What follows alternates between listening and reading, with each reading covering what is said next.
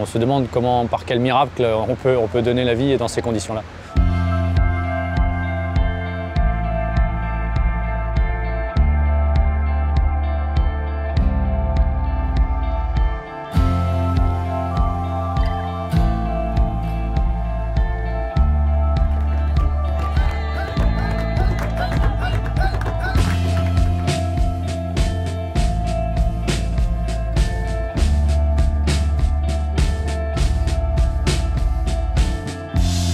Celle qui a mis au monde un enfant le week-end dernier, elle a dû subir une année de détention en Libye et de fuite.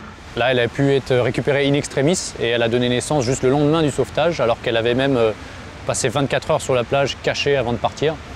C'est des conditions absolument terribles et on se demande comment, par quel miracle on peut donner la vie dans ces conditions-là.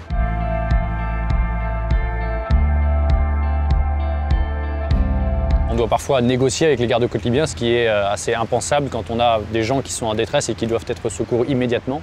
Les gens sont récupérés en mer, renvoyés en Libye, et ensuite ce qui se passe en Libye, ça reste totalement invivable pour ces gens. Leur sécurité n'est absolument pas adaptée et donc en fait les réglementations maritimes qui consistent à secourir les gens et les renvoyer dans un lieu sûr, ces règles ne sont absolument pas respectées. C'est ce que l'on déplore aujourd'hui. Avoir plus de moyens de sauvetage, c'est très bien. Les Libyens ont des bateaux de plus en plus rapides, de plus en plus performants. Les gens sont eux-mêmes formés par l'Europe et c'est une bonne chose. Mais derrière, si rien n'est fait en Libye pour que les migrants soient accueillis convenablement, soient pris en charge convenablement, ce n'est pas acceptable. Et là, on parle de plusieurs milliers et de milliers de personnes qui sont tous les jours torturées, violées, vendues comme esclaves sur le marché en Libye.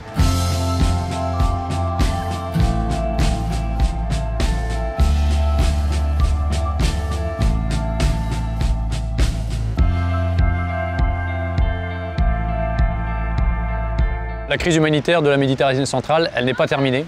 Les chiffres sont en diminution et nous on le voit comme une bonne chose parce qu'il y aura moins de morts, mais il y a toujours beaucoup d'opérations, il y a beaucoup de sauvetage, il y a toujours un besoin immense de moyens de sauvetage, il y a des avions qui se déploient, il y a toujours des bateaux qui se déploient et chaque unité supplémentaire est la bienvenue. Et donc il faut continuer de sensibiliser les gens à dire qu'il faut des moyens de sauvetage et il faut accueillir ces gens avec dignité, avec ambition et surtout respecter toutes les horreurs qu'ils ont pu vivre avant d'arriver en Europe.